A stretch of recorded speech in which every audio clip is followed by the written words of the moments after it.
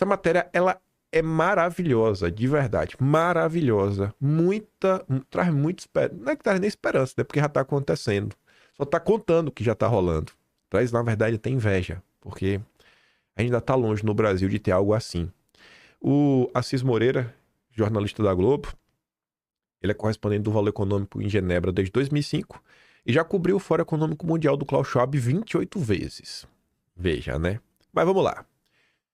A tensão volta a subir entre os Estados Unidos e a China, atropelando a distensão temporária negociada entre as duas maiores economias do mundo.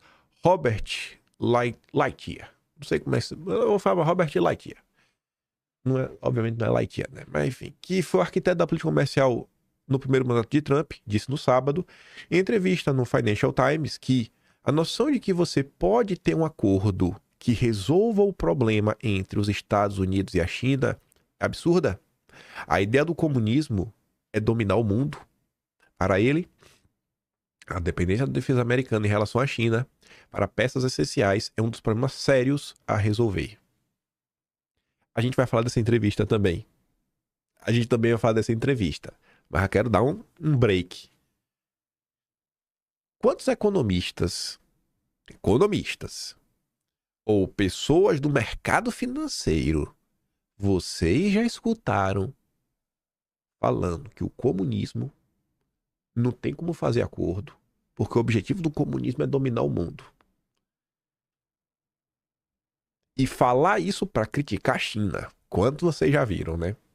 Ou seja, aqui estamos diante de um espécime em extinção no Brasil. Ou pelo menos que está assim, né? Desaparecido. Vamos lá. No Brasil, a turma do Ciro Nogueira, né? Diz que dinheiro não tem carimbo. Né, Tarcísio? Enquanto isso, nos meios comerciais tem sido analisada com atenção uma palestra feita por Jameson Greer, o chefe do STR. Uma palestra, veja onde ele foi. A Conferência do Conservadorismo Nacional recentemente. Mais uma espécime em extinção. Um cara da economia disposto a colar no evento verdadeiramente conservador. Com os bolsonaristas americanos, né? Esse não tem nojinho, não. Seu ponto é simples. Não há prosperidade sólida nem soberania com base apenas em comércio. E soberania se produz e não se negocia. Ó, irmão, não é só dinheiro. Não é só o dinheiro. A gente precisa de mais. Para o principal negociador comercial do governo Trump, depois do próprio Trump, o objetivo da política comercial não deve ser fazer o maior número possível de acordos comerciais ou promover a eficiência a todo custo. Não é sobre isso. Aspas. Deve ser apoiar os trabalhadores e as famílias americanas. Apoiar uma sociedade conservadora.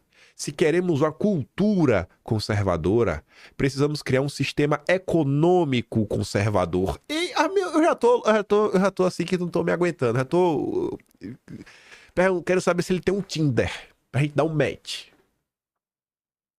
Você liberal no conservador no costume e liberal na economia? Não. Eu sou conservador nos costumes e eu estou em busca de um sistema econômico conservador também, viu, irmão? Pega o teu liberalismo e vai lá pra Faria Lima. Sai de perto de mim. Eu só... Não, pausa aqui. Economia não deve ter como objetivo final o dinheiro, mas pessoas, famílias. Eu tô aqui, viu? Eu estou aqui. Eu acho que o dinheiro é sim importante, mas o fim, no final do dia, não é só aumentar o PIB. É aumentar um dinheiro no bolso das famílias, dos trabalhadores. Eu não tô do lado dos rentistas. Eu tô do lado desse radical maluco aqui, viu? Eu tô desse lado. Não me bota pé dos liberais. Na visão trumpista, os Estados Unidos precisam criar ou recriar uma economia de produção. Uma economia orientada para a produção e não para o consumo como um fim em si mesmo. Essa economia enfatiza uma grande classe média que produz e cresce, em vez de uma pequena elite que extrai, realoca e esbanja. Eu também defendo isso aqui, viu?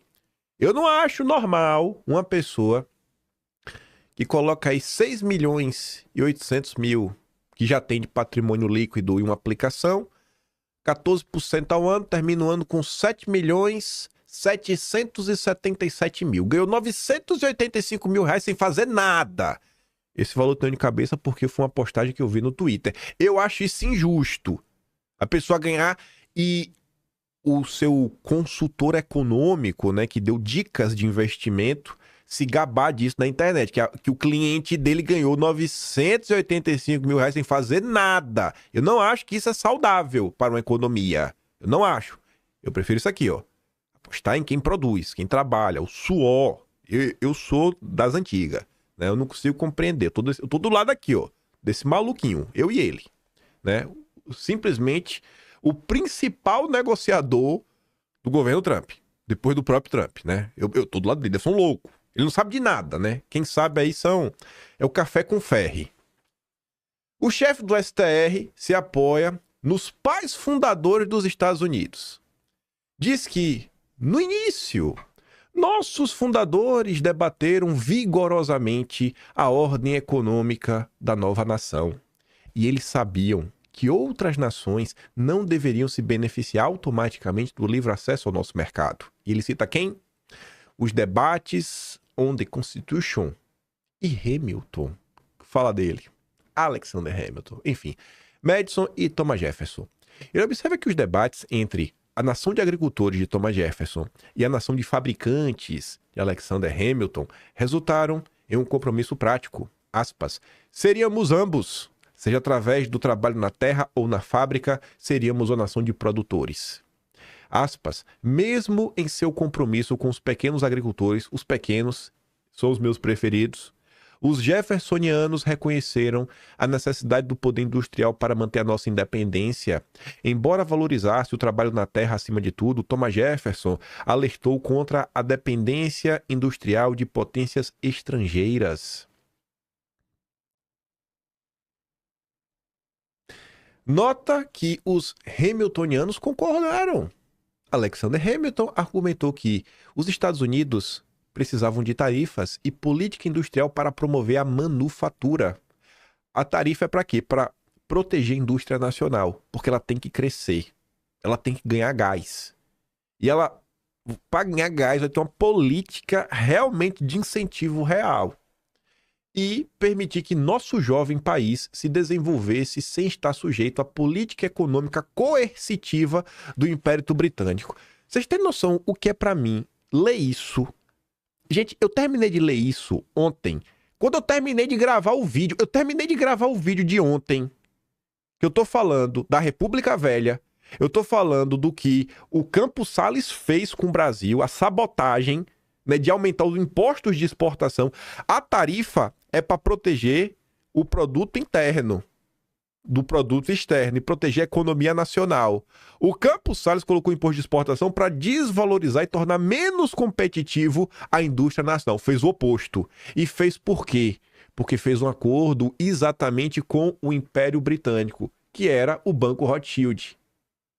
É por isso que os Estados Unidos deu certo e é por isso que o Brasil fracassou. Porque um escolheu ser soberano, o outro escolheu ser colônia.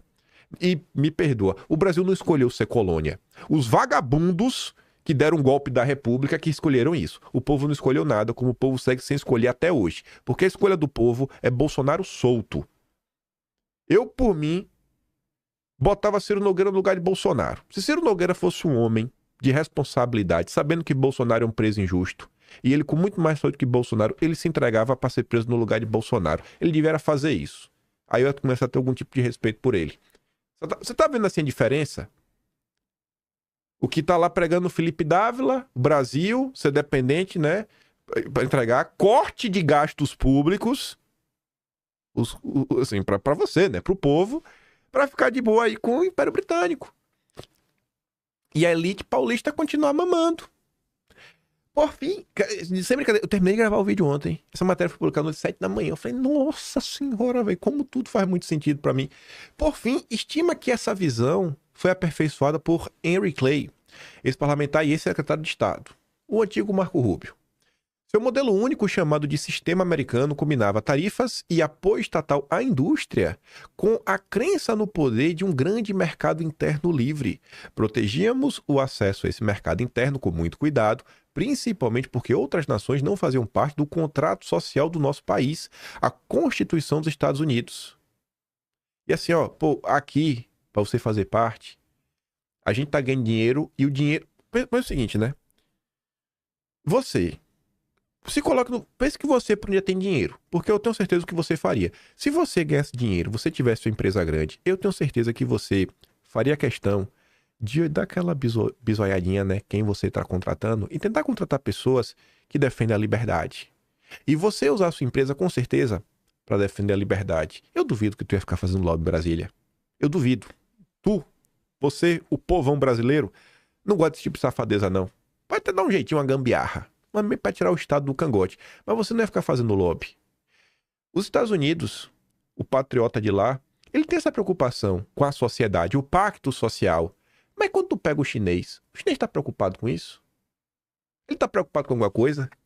Irmão, ele quer pegar o dinheiro dele e ele vai usar o dinheiro dele para amplificar o poder do país dele, para continuar fazendo o que eles querem fazer e continuar ganhando mais mercado, passando por cima de muita coisa, trabalhando às vezes 16, 20 horas por dia.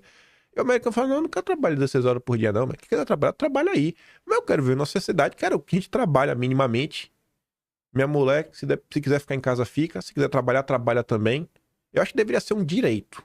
Porque hoje é uma obrigação, quase, né? Hoje é difícil a mulher falar, eu quero ficar em casa. Eu quero falar, pai, o dinheiro não dá pro mês inteiro. Olha, gente, a quantidade de mães que eu tenho certeza que se tivesse a opção, falar, cara, eu vou poder me dedicar a ser mãe. E ser mãe de verdade. Mas não pode. Deveria poder. Mas não. Os dois trabalham e no final do mês o dinheiro não sobra. Antigamente um só trabalhava, tinha casa, tinha carro, tinha tudo. Felizmente, diz Grier, os Estados Unidos seguiram esse conselho durante a maior parte da sua história e se tornaram a economia de produção por excelência. Observa que ao longo desse longo episódio, os Estados Unidos cresceram ao ritmo vertiginoso e emergiram com uma prosperidade impressionante. Mas que, onde é que começou a dar errado? Início da década de 1990 e 2016, Bush, Bill Clinton, Obama, nossos líderes, incluindo aqueles que se consideram conservadores, né? Os neocons, e ele vai falar de neocon, esqueceram as lições do nosso passado. Eles abandonaram a economia de produção, buscaram a economia de endividamento para ganhar o favor das grandes empresas e dos nossos parceiros comerciais. Para Grier, esses líderes tomaram uma série de decisões que alteraram o delicado equilíbrio de nossa sociedade outrora conservadora.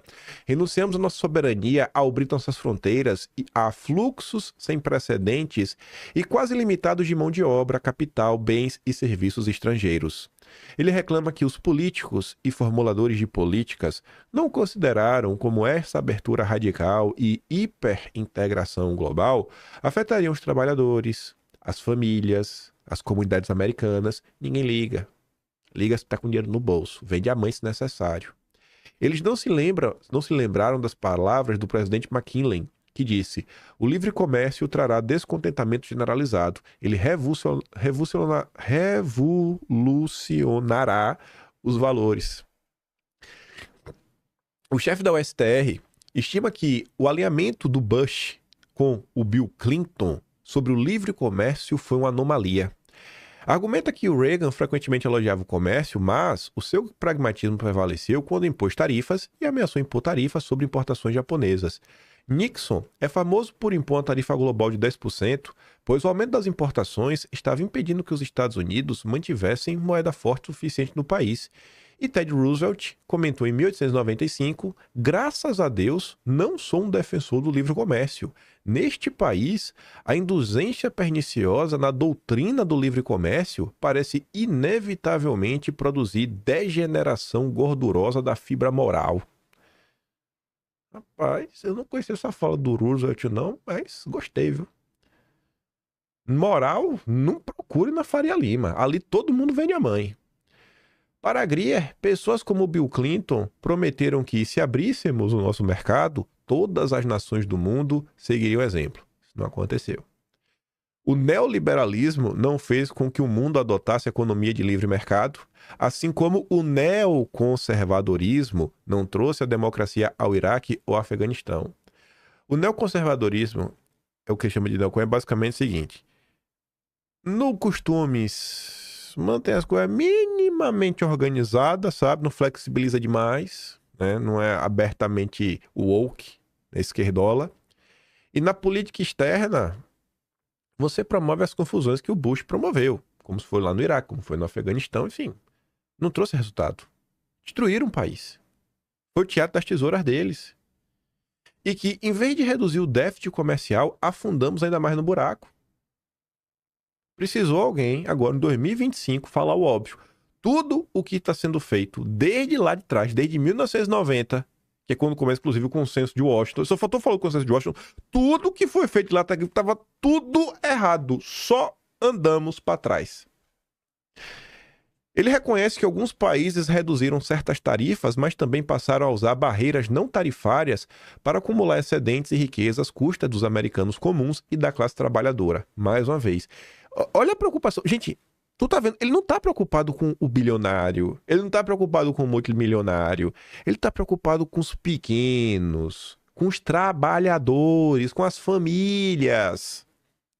E os Estados Unidos passaram de uma nação de produtores para uma nação de devedores. O nosso governo contraiu empréstimos para financiar gastos cada vez maiores com direitos sociais, com direitos de assistência social. As pessoas se endividaram para manter seu estilo de vida, à medida que os salários desvinculavam da produtividade e do crescimento econômico. Os estrangeiros ficaram felizes em conceder crédito. Nos especializamos em alocar capital por uma taxa, em vez de gerá-lo, e financiamos nosso próprio declínio. Como...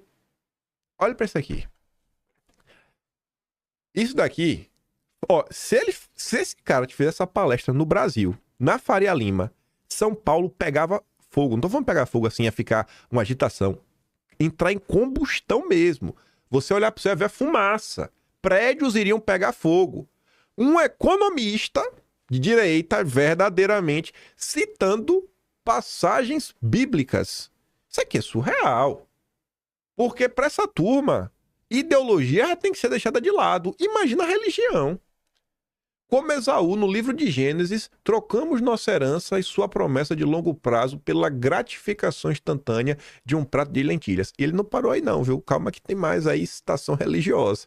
O chefe do STR considera que o alinhamento...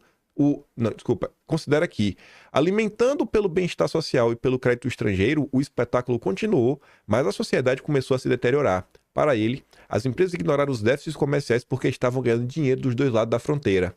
Enquanto para as pessoas comuns, o déficit comercial se manifestava na forma de fábricas se mudando de Wisconsin para o México ou para a Ásia. Porque o importante é porque não tem competitividade. Olha, irmão, não estou preocupado só com competitividade, não. Estou preocupado de ter emprego no país. Não é só competitividade, não é ter emprego. É ter emprego para o povo poder viver, poder sobreviver.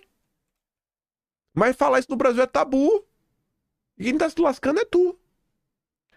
Como corrigir essa situação, recuperar o país e incentivar a economia produtiva que possa sustentar a grandeza americana? E qual o papel da política comercial nesse projeto? A resposta curta poderia ser simplesmente dizer tarifas, diz ele. As tarifas desempenharam um papel fundamental, mas uma palavra sobre o assunto seria insatisfatória. Em vez disso, eu vou lhe dar 3 palavras: soberania, solidariedade e equilíbrio. E acrescenta: soberania é uma mistura de autonomia e resiliência. Isso inclui ter uma política comercial autônoma. E nossa política comercial deve colocar os Estados Unidos em primeiro lugar.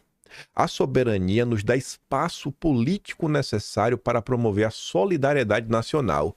Diz que, como membro da Igreja de Jesus Cristo dos Santos dos Últimos Dias, sei como a soberania e a solidariedade andam de mãos dadas. Pressionada e perseguida, a igreja primitiva foi construída com base em uma combinação de fé em Deus e nas virtudes da autossuficiência. Para se protegerem, naqueles primeiros dias em Utah, Brigham Young encorajou cada um dos santos dos últimos dias, homens e mulheres, a decretar em seus corações que não comprariam de ninguém, além de seus próprios irmãos fiéis, que fariam o bem com o dinheiro que assim obteriam. Hoje, diz Greer, os membros da igreja são conhecidos por suas famílias fortes e nosso compromisso com a comunidade. Eu gosto de um país assim, viu? Eu gosto muito de ver um economista utilizando, inclusive, partes, histórias religiosas para justificar os seus posicionamentos. Para o chefe do STR, o comércio não é bom nem ruim, e sim apenas um meio para atingir um fim, não um fim em si mesmo. O comércio deve estar a serviço de algo maior. O dinheiro deve estar a serviço de algo maior. E ele acrescenta: a nossa fraqueza não é o consumo em si, mas o fato que grande parte do que consumimos é produzido no exterior. O resultado é que a cada ano entregamos 1,2 trilhão de dólares aos nossos parceiros comerciais. Esse foi o tamanho do nosso déficit comercial em 2024.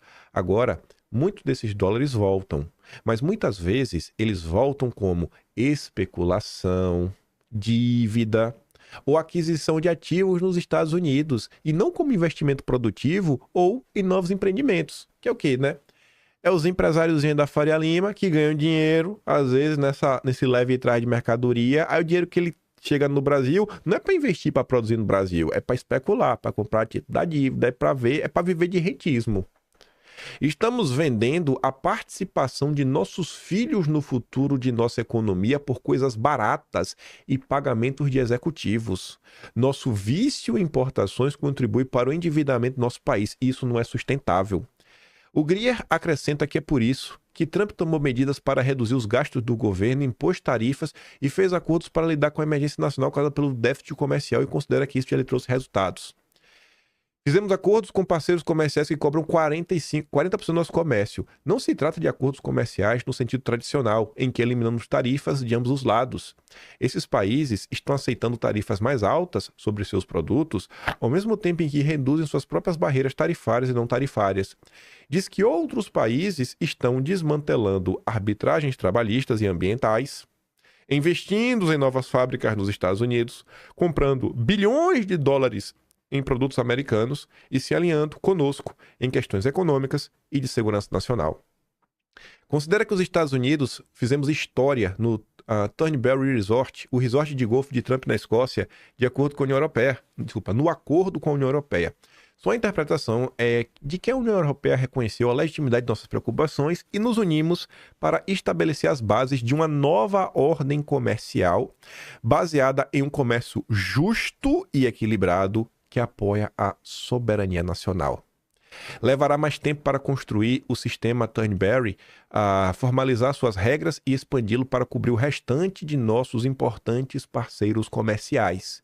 Mas estamos fazendo progressos sem precedentes a uma velocidade impressionante.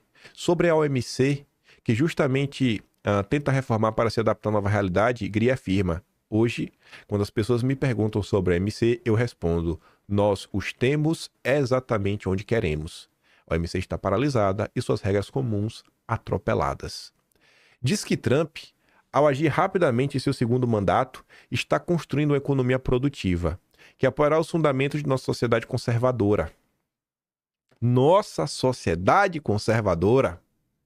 O que quero dizer é uma sociedade que se preocupa com a família, os idosos, os doentes. Parêntese aqui, viu? Eu até falo conservador das tias do zap do tio do churrasco. Mas os idosos no Brasil, eles não têm nenhum tipo de respeito, viu? Tá aí uma classe que ninguém respeita, que ninguém dá valor. Todo mundo aí quer o apoio dos idosos, quer o apoio da aposentadoria, e os idosos deste Brasil ajudam em muito a economia nacional. Eu tenho certeza que vocês conhecem muita gente que mora na casa da avó e que às vezes a aposentadoria da avó, do avô, sustenta uma família inteira. E ninguém liga pros idosos. Semana passada tava lá o Stuberger falando que é só corrigir aí a previdência pelo IPCA, os idosos aí que se lasque. Aí eu vejo uma coisa dessa, sabe? O povo não valoriza idoso. Às vezes não valoriza o próprio avô, a própria avó. Só valoriza quando perde. É pedir demais, gente. É pedir demais. É pedir demais algo assim. Lá no canal secundário, é capaz tá no título de algo que eu acho que, se eu olhar o dia, eu devo ter comentado nesse canal aqui. Ainda era governo Bolsonaro e eu falava, rapaz, a gente não precisa ser conservador nos costumes, liberal na economia, a gente também pode ser conservador na economia. E aqui está um claro exemplo. Um olhar totalmente diferente. Uma sociedade que respeita a dignidade de todas as pessoas e apoia as comunidades. Uma sociedade que valoriza a relação do indivíduo com Deus. E no Brasil, os economistas estão falando que não pode envolver ideologia, que é questão técnica. Que dinheiro não tem carimbo, né, Tarcísio? Eu só quero algo assim, vai pro Brasil. Eu sou radical. O meu radicalismo é isso daí. Nossa função é tornar possível uma sociedade conservadora. Temos que garantir que nossa economia apoie esse objetivo. Eu concordo. E concluamos presentes a comprar roupas, carros e chips de computador americanos. Invistam seu dinheiro na indústria americana. O American First tem um longo caminho pela frente. As sinalizações de que o trumpismo não se resume à personalidade do presidente e reflete uma revolução cultural e política significativa nos Estados Unidos. Eu acho que é papel da nossa geração, e inclusive para honrar o sacrifício que Bolsonaro já fez e segue fazendo, mostrar e provar que o bolsonarismo não é só um culto a uma figura, que é algo muito mais, que realmente veio para salvar esse país. Mas calma que tem mais.